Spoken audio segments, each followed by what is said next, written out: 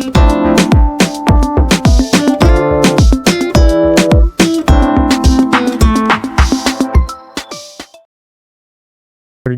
hope you all are doing extremely well. So in this database management system session, we will going to cover our unit 5. It's all about case study of RDBMS, means relational database management system.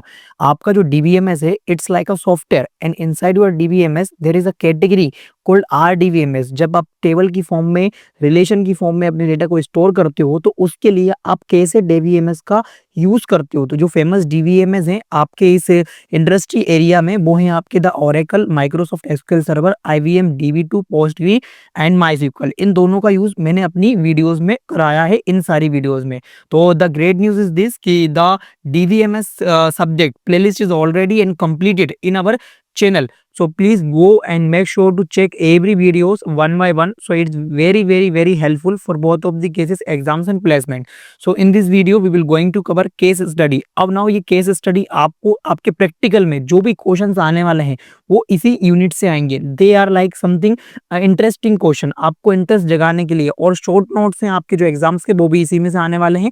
और कई बार cross questions होते हैं कि what is the difference between Oracle and Postgres and MySQL, what they are in release, what companies they are introduced by. So इन सब के बारे में आपको बेसिक फंडामेंटल नॉलेज होना चाहिए। तो यूनिट जो 5 है उसमें अपन को स्टडी करनी है कि किस तरह से RDBMS वर्क करता है, एक पूरा रिलेशनल डेटाबेस मैनेजमेंट सिस्टम कैसे वर्क करता है, कैसा डेटा स्टोर करता है। तो यही अपन को इस यूनिट में करना है।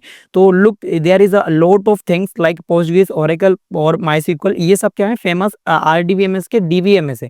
ठीक है, सॉफ्टवेयर्स हैं जो कि अपन को RDBMS जैसी सर्विस प्रोवाइड कराते हैं। ठीक है, अब ये इनका architecture, physical life, memory structure, background process, इन सारी डिटेल को अपन डिटेल में पढ़ना है। तो अभी तक यदि आपने किसी वीडियो को इंपोर्टेंस नहीं दी है, so this video is for जिसको आपको इंपोर्टेंस की नीड है, बिकॉज ये वीडियो आपको एक पूरा ओवरव्यू, एक पूरा थिंकिंग कवर करा देगा किस तरह से DBMS RDBMS वर्क करता है।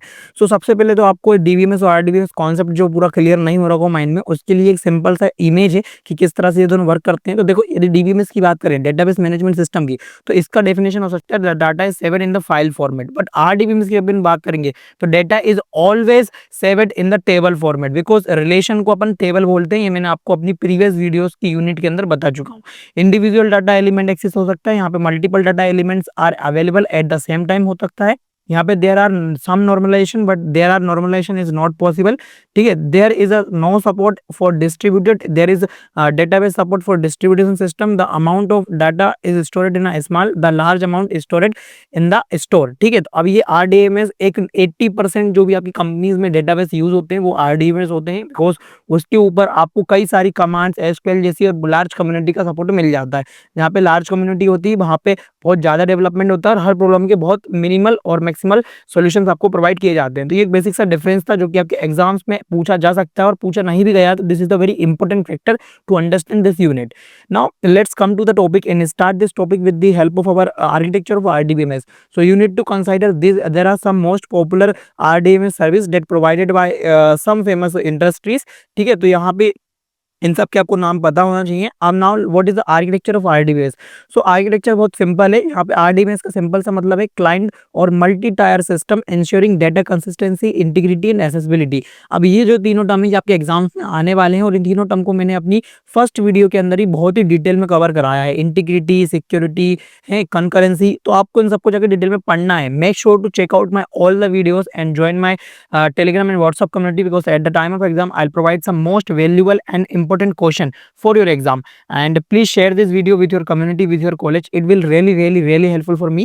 Now let's come to the topic and understand what is the architecture, what is the means of client and server based architecture of the RDBMS.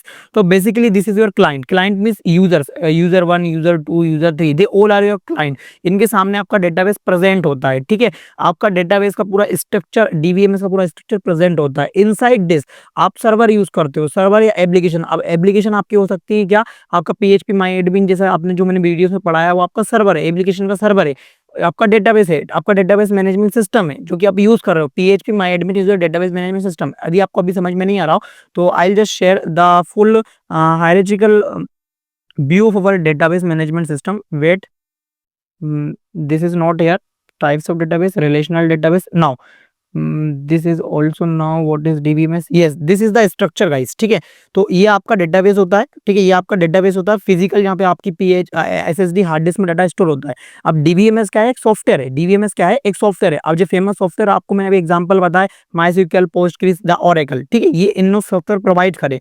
अब इनके एप्लीकेशंस होते हैं, इनके यूजर्स होते हैं, उनके ऐप एप्लीकेशंस होते हैं, ठीक है। तो with the help of to interacting your to database you use different type of DBMS services as per your need, ठीक है। तो इस तरह का कॉन्सेप्ट आपको समझ में आना चाहिए, एक पूरा हायरार्चिकल ओवरव्यू समझ में आना चाहिए कि किस तरह से आपका डीबीएमएस वर्क करता है, because database management system is just a software that provides the interface and tools you need to store organize data in the database. तो अब ये पूरा कॉन्सेप्ट क्लियर हुआ कि आपको ये क्लाइंट एप्लीकेशन और ये डेटाबेस का पूरा कॉन्सेप्ट क्लियर हो, यही उसका आर्किटेक्चर होता है कि किस तरह से आरडीबीएमएस का पूरा आर्किटेक्चर होता है, ठीक है।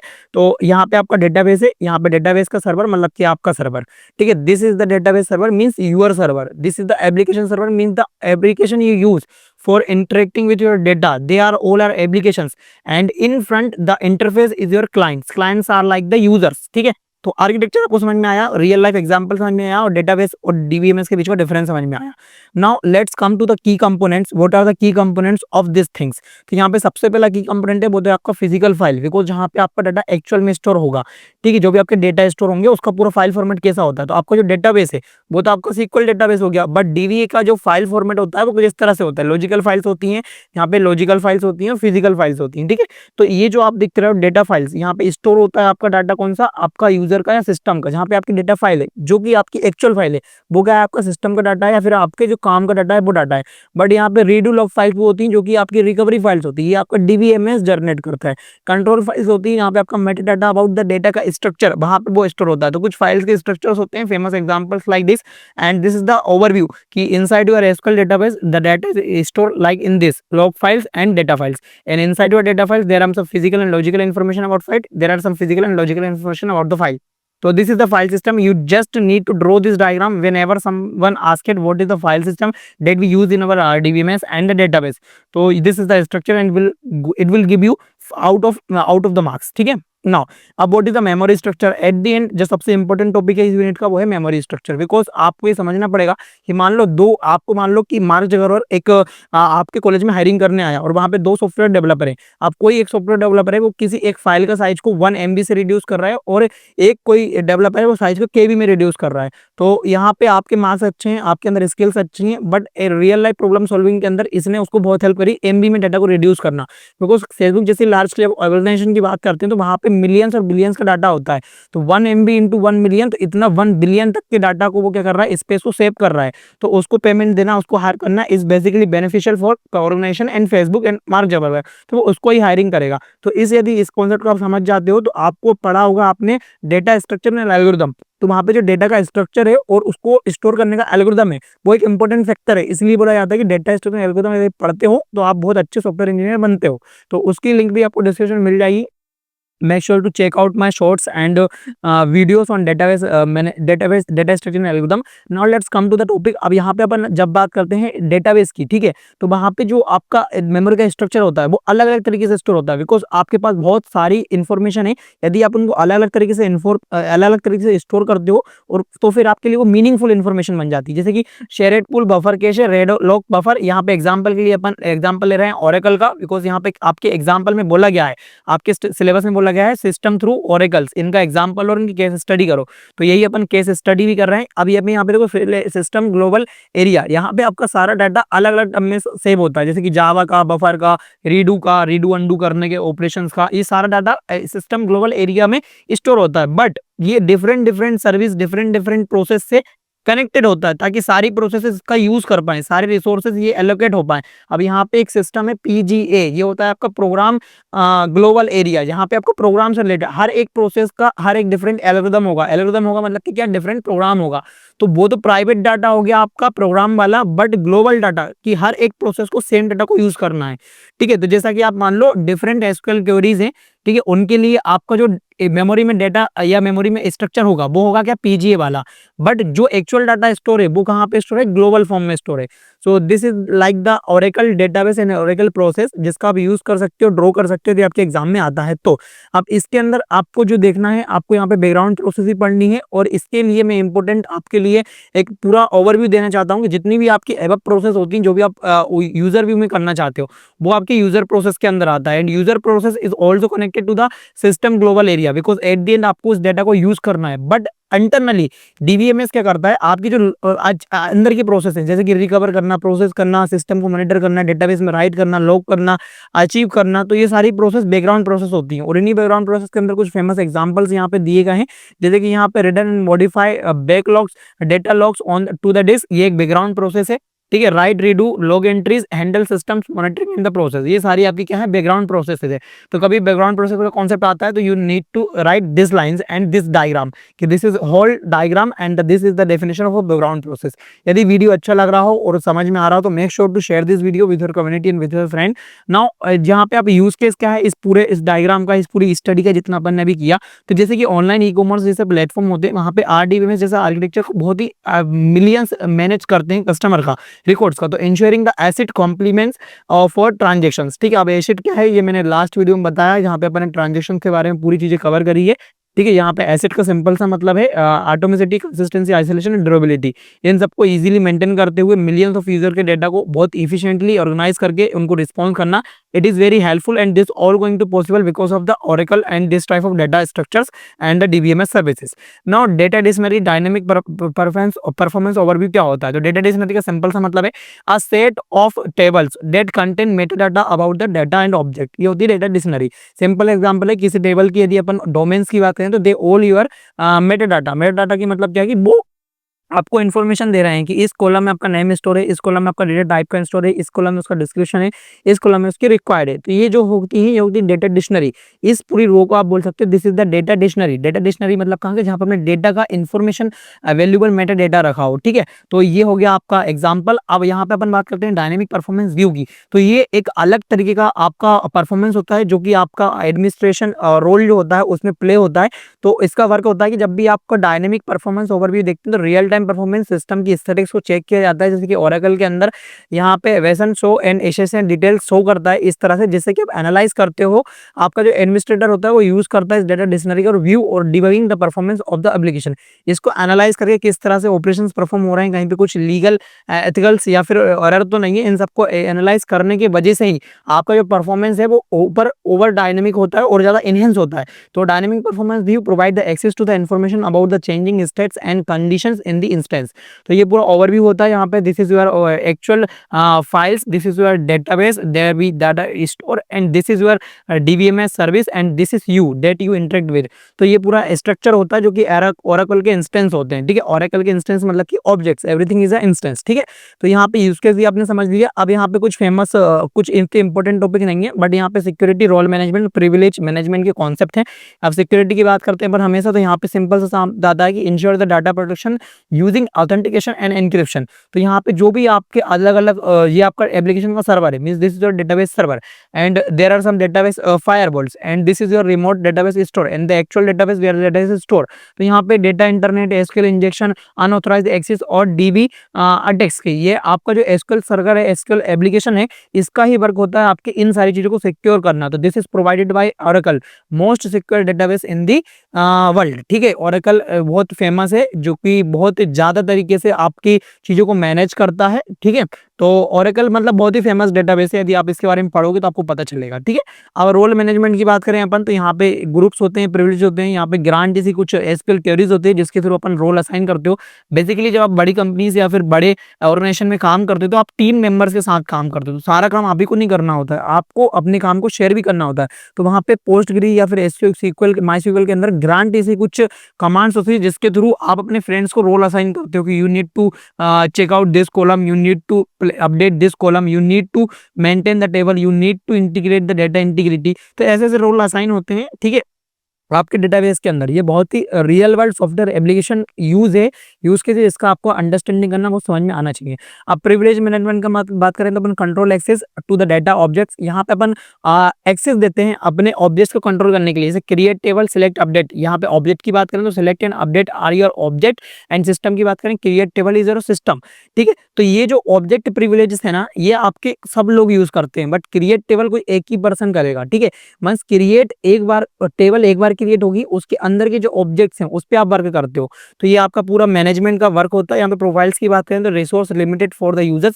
यहाँ पे आपका सिक्योरिटी मॉडल्स की बात करें तो ensure that privilege invokes user determine the access rights. तो यहाँ पे सिक्योरिटी के जो मॉडल्स होते हैं, आप यूजर डिटरमाइन कर सकते हैं किस किस एक्सेस के उसको राइट्स हैं। ठीक है, अब यूज केस की बात करें तो banking application implement strict privilege management to prevent the unauthorized access. Banking system के अंदर, ट्रांजेक्शन के अंदर आपको कितना एक्सेस होना चाहिए, यूजर को कितना एक्सेस होना चाहिए, अदर रिसोर्सेज को कितना एक्सेस होना चाहिए, this is like a very important thing, because banking system is all about the money system. ठीक है, तो वहाँ पे बहुत इंपॉर्टेंट फैक्टर्स यूज होते हैं और बहुत ही ज्यादा यूज केस है इनका रियल वर्ल्ड इंडस्ट्री में। अब यहाँ पे आपको क्वेरीज के बारे में पढ़ना है, ये सारा आपका थ्योरेटिकल पार्ट था इस यूनिट को। आपको थोड़ा सा लेंदी वीडियो है, बट लुक कि यहाँ पे आपकी जो सिक्योरिटी मॉडल था ये कितना चैप्टर था, और फिर आपको क्वेरीज के बारे में पढ़ना है। तो this is the important term of the video, जहाँ पे आप एसक्यूएल क्वेरीज को अंडरस्टैंड करोगे, समझोगे कि कैसे रन होती है और किस तरह से उनका फ्लो होता है रनिंग का।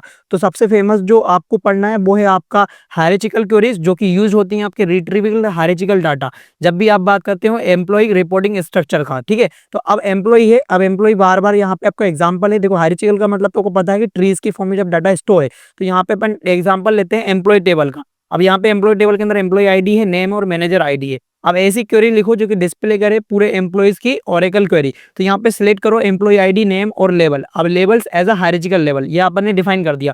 फ्रॉम किस टेबल, इस एम्प्लॉय टेबल से। Start with manager ID is null and connect why your prior employ ID and manager ID. So this will output are like this, ये आपके एम्प्लॉय आईडी है, ये आपके नेम है, और इस तरह से ये दोनों प्रेजेंट हुए हैं। ठीक है, तो ये पूरा एग्जाम्पल था हायरार्चिकल क्वेरीज को कैसे रन करते हैं और किस तरह से वर्क करती है। इनलाइन क्वेरी का सिंपल सा मतलब है subqueries written directly in a SQL statement. तो ये आपकी एग्जांपल यहाँ पर टेबल है, find the employ earning the average salary. तो उसके लिए आप कैसे इनलाइन क्वेरीज को लाइट करोगे, तो सिलेक्ट करते हैं अपन नेम और सैलरी। इसमें से नेम और सैलरी अपन ने सिलेक्ट करा, किस में से करा, एम्प्लॉय वाले आपके टेबल में से किया। अब यहाँ पे सैलरी अपन को सिलेक्ट करना है। अब यहाँ पे पूछा क्या था कि जो एम्प्लॉय एवरेज सैलरी देता, तो एवरेज वाला यहाँ पे फंक्शन लगाया फ्रॉम एम्प्लॉय, और आपका जो डिस्प्ले हुआ, देखो यहाँ पे डिस्प्ले क्या आया, जॉन एंड मेरी। जॉन एक मेरी ऐसे यहाँ पे है जिनका एवरेज सैलरी है इस पूरे एम्प्लॉय टेबल के अंदर। एवरेज कैसे निकाला होगा, इसने इस सबको पहले प्लस किया होगा और इस सबको टोटल 5 से डिवाइड कर दिया होगा, उसका एवरेज निकल के आया ये। तो ये देखो यहाँ पे बेसिकली दिख रहा है इन सब की, यहाँ पे ये सबसे मिनिमम है और ये वाली सबसे मैक्सिमम है, एंड ये वाले सबसे आपके मिड में है। तो this is like your average salary.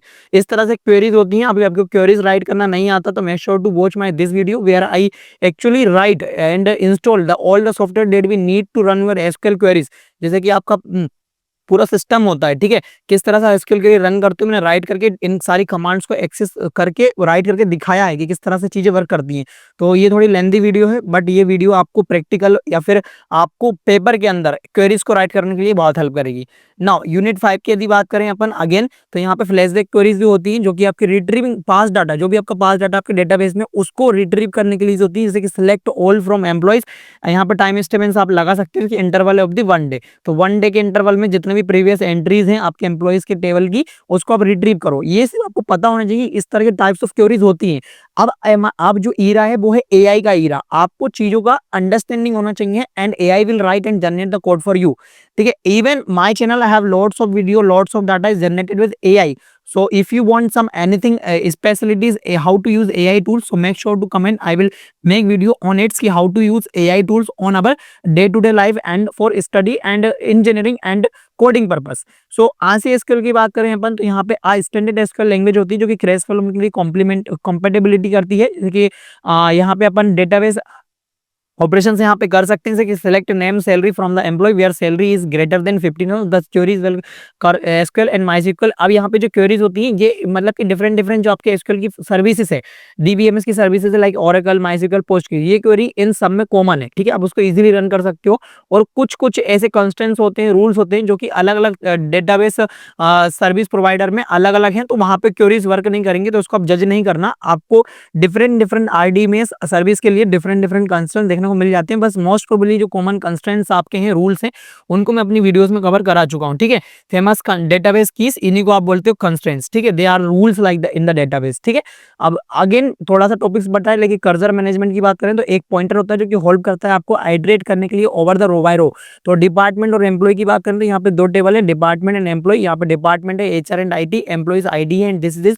तो कर्सर क्वेरी कुछ इस तरह से रन होगी जो कि आपके दोनों आपकी जो टेबल से उनके ऊपर रन होगी, सिलेक्ट करेगी आपके टेबल को, आपके यूजर ID को, और उसके ऊपर आप हाइड्रेट करोगे कर्सर के थ्रू। डिपार्टमेंट कर्सर लूप एक नेस्टेड क्वेरी बोले तो, ठीक है। और इसका आउटपुट आपको बहुत इफिशिएंटली मिलता है, बट ये लार्ज क्वेरीज होती है, इसको आप ज्यादा इफिशिएंटली रन नहीं करते, बिकॉज यहाँ पे जो ऑपरेशंस होते हैं यहाँ पे वो मल्टीपल हो जाते हैं, एक्सपोनेंशियल हो जाते हैं, ठीक है, क्वाड्रेटिक हो जाते हैं। अब स्टोरेज यहाँ पे यदि आप बात करें प्रोसीडर्स की, तो यहाँ पे एसक्यूएल कोड होता है जिस expected the parameters for the dynamic operations. ये आपके एसक्यूएल डायनेमिक ऑपरेशंस होते हैं, वो यूजर डिफाइंड ऑपरेशंस होते हैं एक तरीके से बोले तुम्हें, ठीक है। क्रिएट, प्रोसीजर, अपडेट, सैलरी, ये आप खुद के फंक्शंस बनाते हो, उनको आप अप्लाई करते हो। कुछ ये एक्सपर्ट्स के काम होते हैं आपके सीक्वल, जो आपके रोल बेस्ड जो एडमिनिस्ट्रेशन होते हैं, यहाँ पे कई सारी ऐसे एसक्यूएल की क्वेरीज होती हैं जो आप अभी तक आप किसी ने राइट ही नहीं करी, तो आप आपके पर्पस के लिए उनका डिफाइन करते हो और उनका यूज केस करते हो, ठीक है। जैसे कि अपडेट सैलरी, इसके लिए कोई क्वेरीज नहीं बनी है, लेकिन आप उसको खुद से डिफाइन करते हो और खुद से मैनेज करते हो कि एक साल में किसी एम्प्लॉय की सिर्फ 5,000 सैलरी ही अपडेट करनी है। अब यूजर डिफाइन की बात करें तो अगेन जो एसक्यूएल फंक्शंस होते हैं यूजर डिफाइन होते हैं, typically formatted for the competition. ये आप अपने यूज केस के लिए करते हो, आपको किस तरह का वर्क है डिपेंड करता है आपके ऊपर। एग्जांपल के लिए कैलकुलेट बोनस, अब हर डिफरेंट कंपनीज के अंदर बोनस का फंक्शन कैसे बना सकते हैं, ठीक है, लेकिन हर डिफरेंट कंपनी का डिफरेंट बोनस क्राइटेरिया होता है, तो वो खुद का एक बोनस फंक्शन क्रिएट करते हैं, ठीक है, और उसके थ्रू अपने डेटाबेस के अंदर सारे एम्प्लॉयज को बोनस दे देते हैं। तो कुछ आपको समझना पड़ेगा, इस इंडस्ट्री में, इस रियल वर्ल्ड में जब सैलरीज क्रेडिट होती हैं आपकी और बोनसेस क्रिएट होते हैं आपके अकाउंट के अंदर, तो एक बहुत बड़ा आपको लगता है कि it is like a very simple process, but एक लार्ज जब मिलियंस जब एम्प्लॉयज किसी कंपनीज में काम करते हैं और सेम टाइम पे उनको सैलरी प्रोवाइड करना, तो वहां पे अपन बैच ट्रांजेक्शन करते हैं, सारी चीजों को एक्यूरेट करके और एक सिंगल क्लिक में सबको अमाउंट ट्रांसफर करना, ठीक है। तो एक बहुत ही इंपॉर्टेंट फैक्टर होता है। अब यहाँ पे automatically execute SQL sequel in responsive to specified events. अब इसको आप एसक्यूएल भी बोलते हो, बट कंपनी के अंदर इसको सीक्वल बोला जाता है। यहाँ पे ट्रिगर्स की अपन बात कर रहे हैं, जिसकी प्रिवेंट सैलरी रिडक्शन की बात करें तो यहाँ पे this is the query that will help you to prevent the salary reduction. यहाँ पे अपन ईच रो के अंदर बिगिंस करते हैं, ओल्ड सैलरी एप्लीकेशन राइज करते हैं, and then there is some error, तो we reduce the salary and the reduction. यहाँ पे एरर्स आते हैं, लेकिन triggers tries modify the same table, और सेम टेबल को यदि आप अगेन मॉडिफाई करते हो तो यहाँ पे म्यूटेटिंग जैसे एरर्स को आपको फेस करना पड़ता है। और now this is the last query about this video, instead of triggers, ठीक है, used for views to perform action instant of default behaviour, ठीक है। यहाँ पे व्यू की बात करें तो आपका एम्प्लॉय का समरी होता है, जहाँ पे आप इस तरीके से पूरा एक क्वेरी लिखते हो, क्रिएट करते हो आपके view employ salary, select from employ ID salary name view your salary is this. तो यहाँ पे आप पूरा उसको टारगेट कर सकते हो, यदि आपके एम्प्लॉय की दिस एक्टिविटीज हैं तो you need to trigger like this कि update salary instead of this you need to update salary new salary and this. तो ये जो मैंने टास्क बताया और आपको एग्जांपल दिया एम्प्लॉय टेबल्स का, ये आपको थोड़ा सा अंडरस्टैंडिंग करने में थोड़ा प्रॉब्लम आया होगा, बिकॉज आप अभी इन सारी वीडियोस से अभी आप फ्रेंडली नहीं हो। तो make sure to watch this video and then come to this video. Thank you guys for watching this video at the last with me, and मिलते हैं नेक्स्ट पेपर सॉल्यूशन वाली वीडियोस में, जिसमें आपको बहुत हेल्पफुल मिलेगी आपके एग्जाम और प्लेसमेंट के लिए। Thank you guys.